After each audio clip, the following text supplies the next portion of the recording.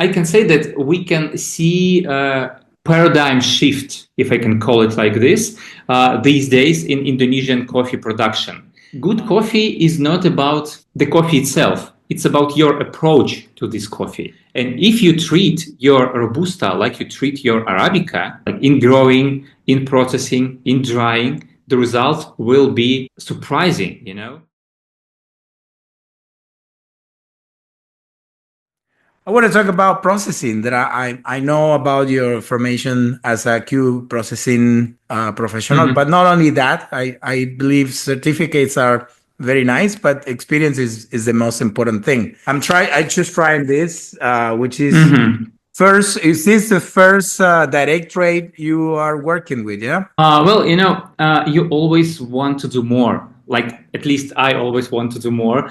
And starting working in coffee like more than 15 years ago, I could never imagine where this road will go, Starting as a barista, then working as a roaster for many years, then starting my own coffee shop, then starting my own roastery. And, it's a normal thing to move forward. After you have a roastery, you have your own coffee business, you have your coffee that is controlled from your warehouse to roasted coffee to the package to your customer. You want to control more. You want the whole supply chain to be under your control. You want to influence it. So I moved to Indonesia. I live here for more than 1 year already, and I want to stay here for longer. And when you live in a country like this, in a country so deep into coffee culture, you understand that this is your next step. You can get your coffee, you can produce your coffee, you can make your own processing strategy, and then you get your coffee and you can export it and you can get it to your warehouse in Minsk. So this is kind of a stressful thing because it's something I was never doing before.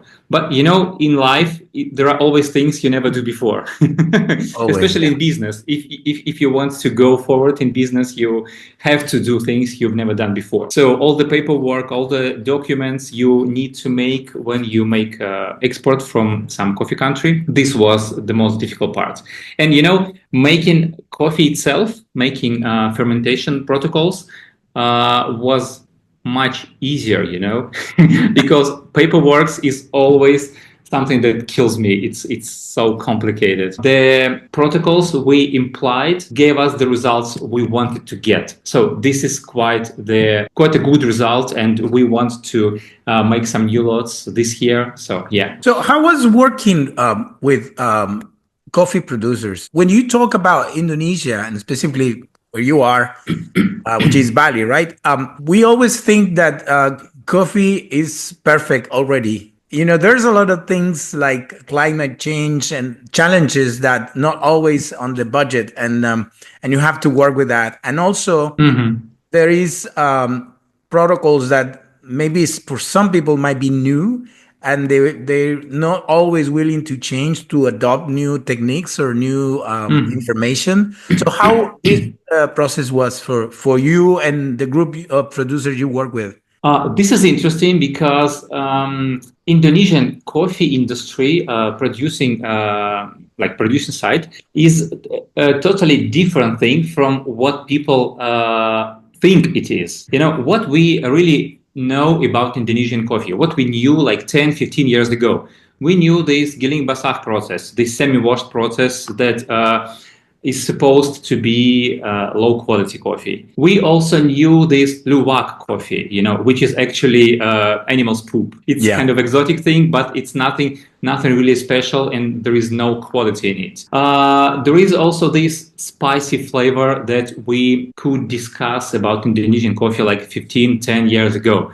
And mostly this spicy flavor was coming from actual spices that were dried right next to your coffee. So you had your coffee on the patio, and you had vanilla, you had clove, you had some cinnamon. So the flavor was actually spices lying next to your coffee. People still think that Indonesian coffee is a low quality product. A lot of coffee, but a lot of low quality coffee. But now this is totally different, and there are several reasons for it. The main reason, I can say that we can see a paradigm shift, if I can call it like this, these days in Indonesian coffee production, because farmers and coffee producers start to think about themselves and about their product totally different. They don't think only about the price. They start to think about the additional value, added value, something they can add to the price, to the quality, to get more, to make the product more sustainable. It goes mostly from the educational part, because now there are a lot of educational programs, universities. I'm not talking about SCA or CQI programs, because, SCA, CQI, that's good, but that's definitely not enough if you are a coffee producer. It's almost nothing.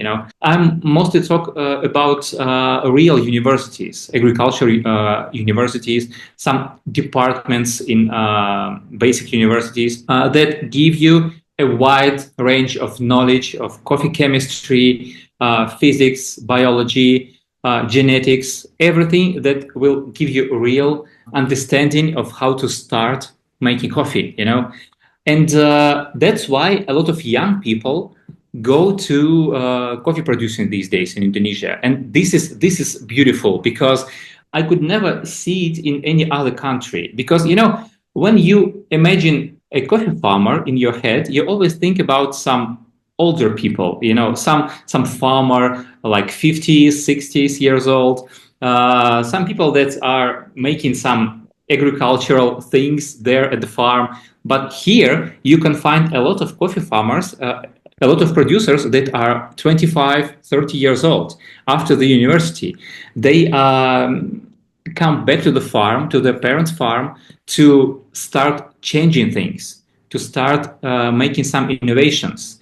And this is really, really a big thing here. And coffee producing becomes, fashionable here. It's like a trendy thing. So young people are happy to work with coffee, not only because it's like, oh, okay, my parents were working with coffee, my grandparents were working with coffee, I will go there too. No, they find it interesting. They find it attractive. So they go to the farm to make something special, And another thing is that there is a huge amount of coffee consumed locally. I think most of the Indonesian coffee goes inside the country and is consumed inside the country. So if you are a coffee producer, your customer can be like this guy around the corner. So you open a production station and he opens a coffee shop, and you can work together. It's like 5 minutes drive on your motorbike, and you can go there and you can try the results of your work, and he can ask you to make some crazy fermentation, and you will do it. So it's like you can make real nanolots, like 1 bag, 2 bags, and you can make experiments because you are young and this guy is young. So it's not a problem for you. So you can do crazy things. Even if you don't have enough knowledge for it, you will do experiments, you will do practical things, and you will get the result. If the result is bad, okay, we shall do another thing next time. If the result is good, okay, we shall fix it. We shall make bigger batch next time.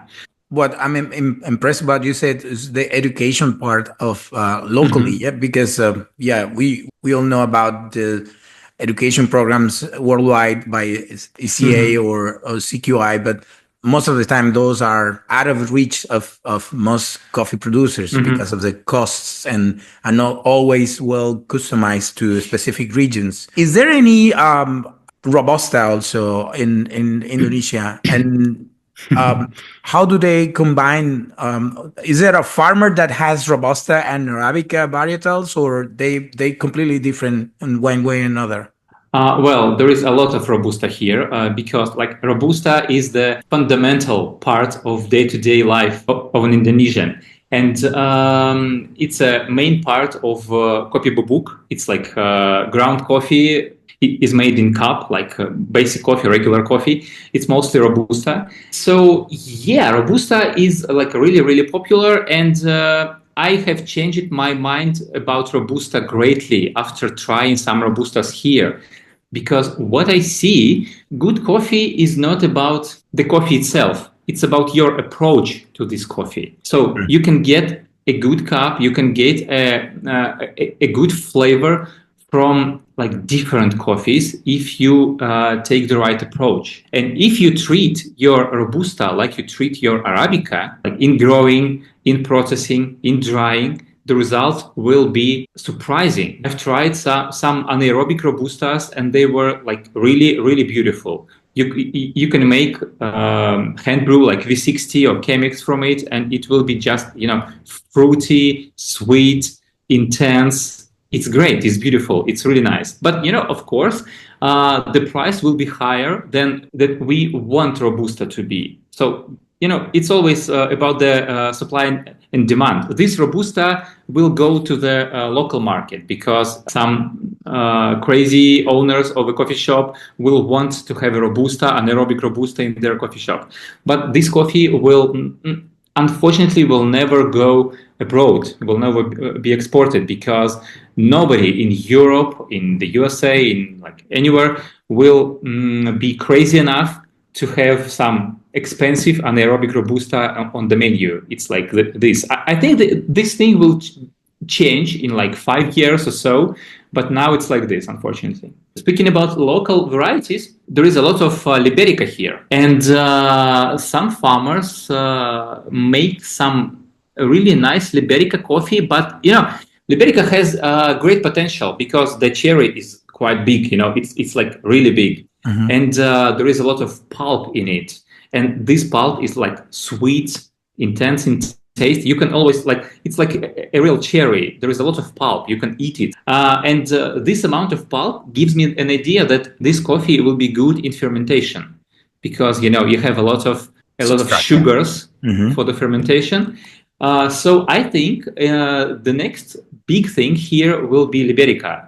There are some problems with Liberica. For example, the trees are really high. It's like 6-7 meters, and you cannot control it. You cannot make it like 1.5 like you have your Arabica, because to get the cherries, you need the tree to be high. But I think this is like the next big thing here because Liberica has a great potential, but in some nearest future, I think we shall have some.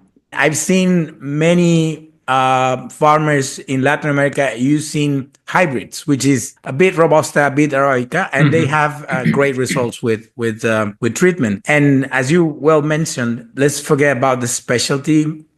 Coffee with attributes is mostly a coffee without defects, and defects comes when you don't pay attention what you're doing. Yeah. But if you take care of every process and you do things mostly well, you're going to get like a nice product at the end. I'd like to hear from the process you implemented to doing this anaerobic. What was the process specifically in producing these kind of coffees? Okay, so we had 3 lots.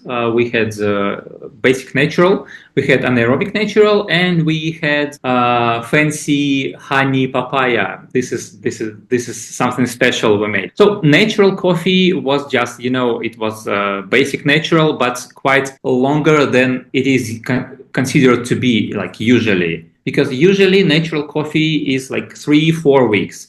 We made it 5 weeks. It was kind of slow natural, and it was partly intentionally and partly because of the some climate things here, because the humidity in some areas here sometimes it's so high that you just cannot make it fast enough. But we were okay with this 5 weeks natural because slow dried coffee, slow dried natural is always something special, because when you make it slow, this first part, this first week of drying is something like it's not just drying, it's some kind of fermentation going inside the cherry.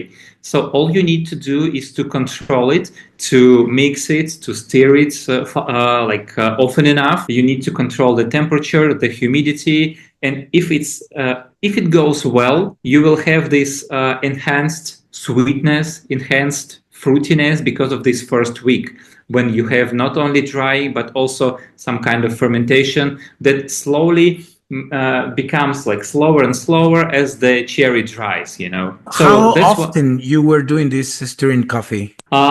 We stirred it every 2 hours, I think first 3 or 4 days. Okay. And after that, we went to one time in 6 hours for like 3 more days. And after that, it was like one time a day. Was that dry in patio or raised beds, or how?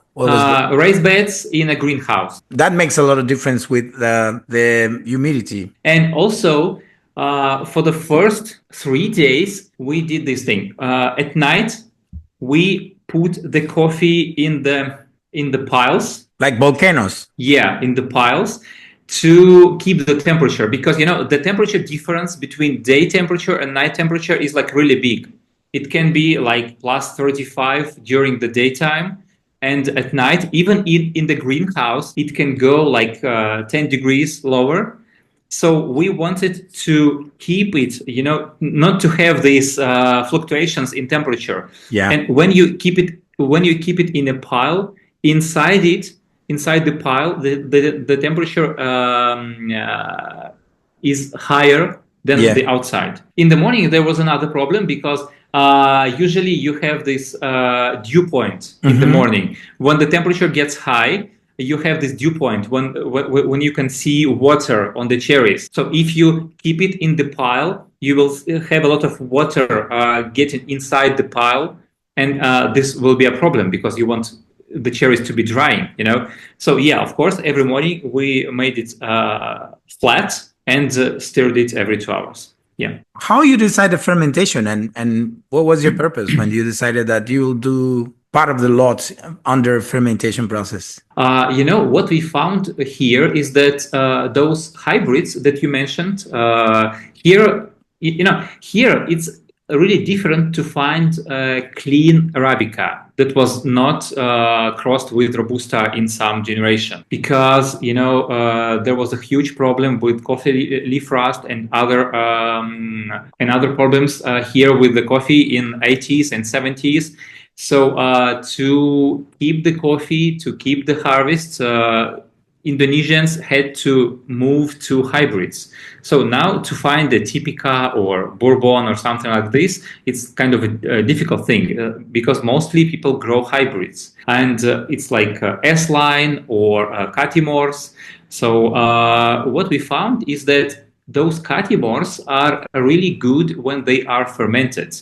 They work good with the fermentation, much better than clean Typica or something like clean Arabica. Yeah. So when you have your Catimor washed in Indonesia, you will have a lot of this terroir taste in the cup, and sometimes it's not that good. But when you make it natural, when you make it fermented anaerobically, you will have a totally different cup because those Catimors are really beautiful with fermentation. They absorb this fermentation much better than some Typica or something else. Vitaly, and how do you do the fermentation? Do you use it's underwater? It's sealed. What device do you use? Most of the people fantasize. First, I don't know if you agree with me that fermentation is not the solution of what you haven't done in the past. It's just a tool to discover new flavors. But then you have to, in another way, people think fermentation is only for people that have a bioreactor or they invest a lot of money in technology. And sometimes fermentation we've been doing for ancient times in the humankind. You just need to know the basics. So how you and the people you work with decided or choose a fermentation device? Okay, let's start with a simple idea that every coffee is fermented, you know? Yeah. You almost never get, there are some methods to get not fermented coffee, you know, but most coffees are fermented. Even your washed coffee, your natural coffee, everything is fermented because, you know, the fermentation is the basis of human's life. All the food, almost all the food is fermented True. in some way. In fermentation, you know, not the fermentation is the issue. It's not about the, wow, I will get some fancy flavors. It's about the control of the fermentation. So it's not about how crazy will it get. It's about how controlled will it be. So can you control it or not? So we decided to make it the simple way. We used plastic barrels, no water. And we had, I think it was 72 hours of fermentation with no water. It was quite a hot environment. It was plus 35 during the daytime and 25 maybe at night. So the fermentation was quite intense. And we have chosen 72 hours because we stopped the fermentation when we could see in our, how is it called? The thing you put on top of the barrel. The airlock. Yeah. When we could see that there is almost no gas anymore in the airlock, we stopped it. So we didn't check the pH all the time. You know, we didn't do it.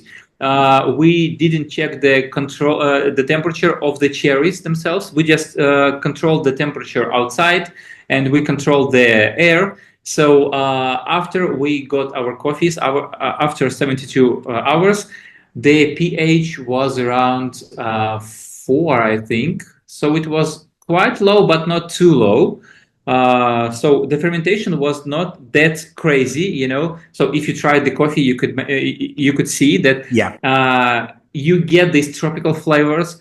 You get some funky notes, some winey notes, but it's not that crazy, you know. It's not over fermented. It's not too fermented because sometimes when you drink a coffee and the fermentation is overwhelming, you know, you can feel just the fermentation. It's not good because there is no terroir, there is no variety, there is nothing, just the fermentation.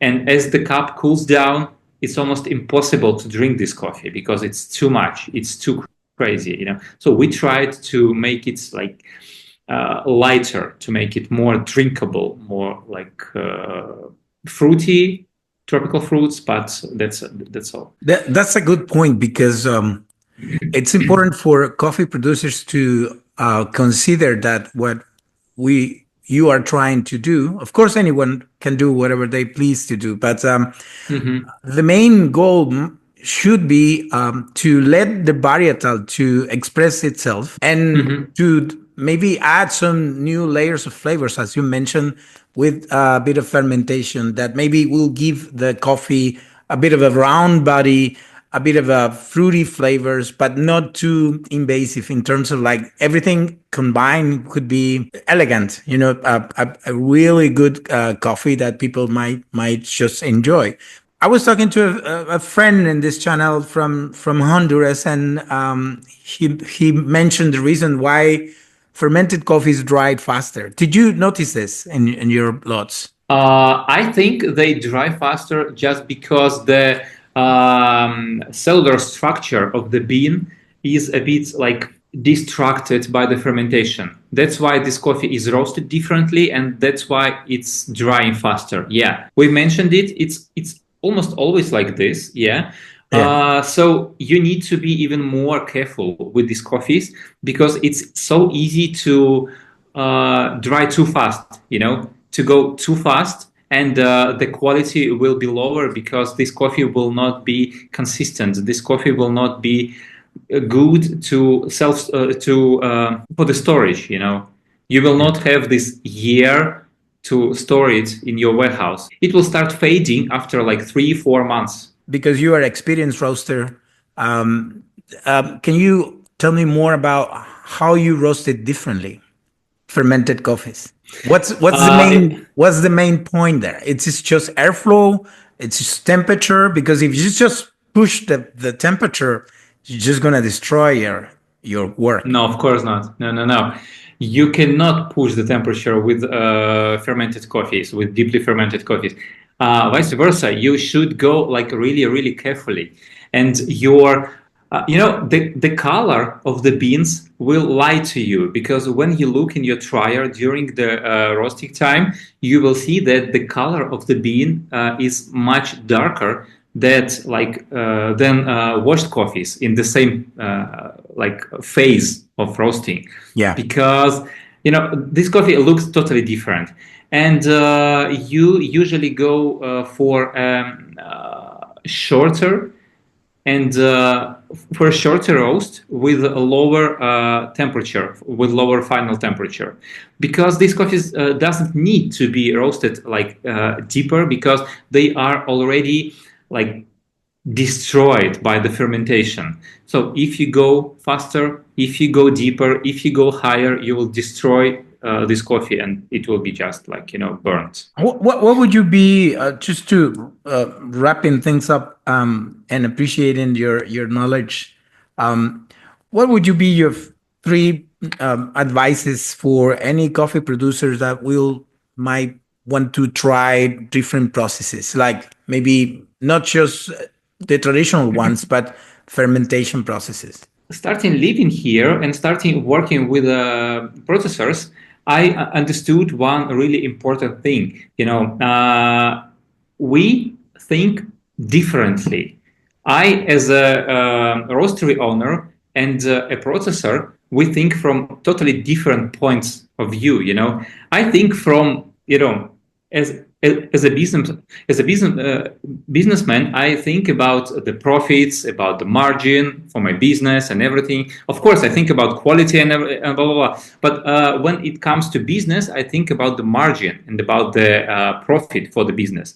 And as a coffee farmer, as a coffee producer, I will mostly think about cutting my risks. So if I have risks, if I have something, you're a coffee producer, so I think you understand me now. Yeah. If you have a risk in some process, you will not go there, because for you, it's not only getting profit, it's mostly cutting the risks. It's cutting your losses. That's why usually I'm really careful about advising something to some processors, because they know their facilities, they know their terroir. And I cannot just go there and say, okay, let's make some anaerobic, crazy, anoxic double fermentation, and you will be happy and you will sell everything. Because I don't know the microclimate there. I don't know even I don't know the microbes. I don't know which microbes will eat the mucilage of their coffee and make the fermentation going. So that's why, as for me, and speaking from the Indonesian perspective, I would go for the naturals, because it's something that's you can control it. You can add some variables in the process. It's not only just, okay, let's make some simple natural. You can make it longer, you can make it faster, you can make it, in different ways. I know some people who produce naturals, but some first days of these naturals, they keep the cherries in cold water, so they slower this initial part of the fermentation. So it's still natural, but it's totally different. It's not the basic natural, and still it's much easier to control this coffee, to get the result that will be drinkable, that you can sell, that you will not lose money with this coffee. And for me now, the more I talk with the producers, the more I get this idea. This is the main part, not to lose money. And after that, after you not lost your money, you start making experiments slowly, step by step, from small batches. Okay, if you want to make some anaerobic coffees, okay, try it. But you need some, control your pH, control your temperature, and get the idea, why do you need to control them? It's not only about the control itself, it's about what you want to get from these numbers. So all in all, for me, I would go from the basics, from natural coffee, and then step by step make it more complicated. But natural coffee is complicated enough. You can make so much flavors just from this natural process. Is there a market for those coffees, you think? Or fermented? Yeah, for different varietals. I mean, we are, if we are a bunch. I don't think it's a bunch. It's like we are a little group of people trying things differently. Yeah. And sometimes we think, I am in the right path, thinking of differently, because now the prices are so high that people might think, why would I do something differently if I already get a good price for it? Yeah, we live in quite a fascinating time, quite an interesting time when you get some basic Brazil coffee at the same price as you get some fancy Colombian anaerobic coffee. And, it's like $1 difference between these coffees now. So, yeah, I think many farmers can just think about, okay, I will go for basics and the money is enough now. But for me, I always think about those connections between people, about those direct trade connections. And from this perspective, this time is a good time to make your connections, to find your farmers. Because now here in Indonesia, I have some farmers that will not change the price. They will not make my coffee more expensive because they say, okay, the cherry itself here in Indonesia, the price is the same. So I will sell it to you like with the same price. So I will not make this extra margin just because the market goes crazy. Yeah. We shall have our connections. So, and with these people, I can make any coffee I want, anaerobic, natural, honey, and everything, like any kind. So, but still, I know that there are a lot of big farmers, like big coffee producers in Brazil and so on, who try to extrapolate the margins to get even more. So, it's all about people connections. It's all about your own way, your own seeing of business. So we found our way. I think this time is a good time to develop direct trade, to develop specialty coffee market, because everything is so expensive now. Even basic coffees are so expensive now. So at the time when you can get your specialty at the price of your basic espresso coffees, this is the right time to make more of this specialty.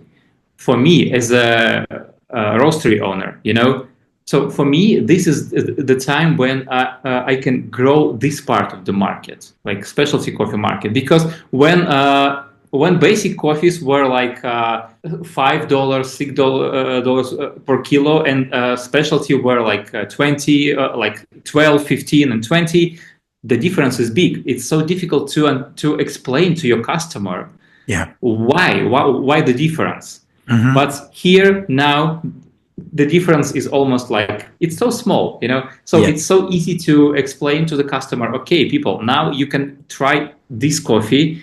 This coffee is a bit expensive, just a bit expensive, but it's much better. It's much sophisticated, much complicated. So just try it and you will see the result. So for me, now it's a good time to promote specialty coffee. Very, very good. Agree, totally. Vitaly, thank you very much for your time, for your knowledge. And I hope to try new coffees from you very soon. Thank you.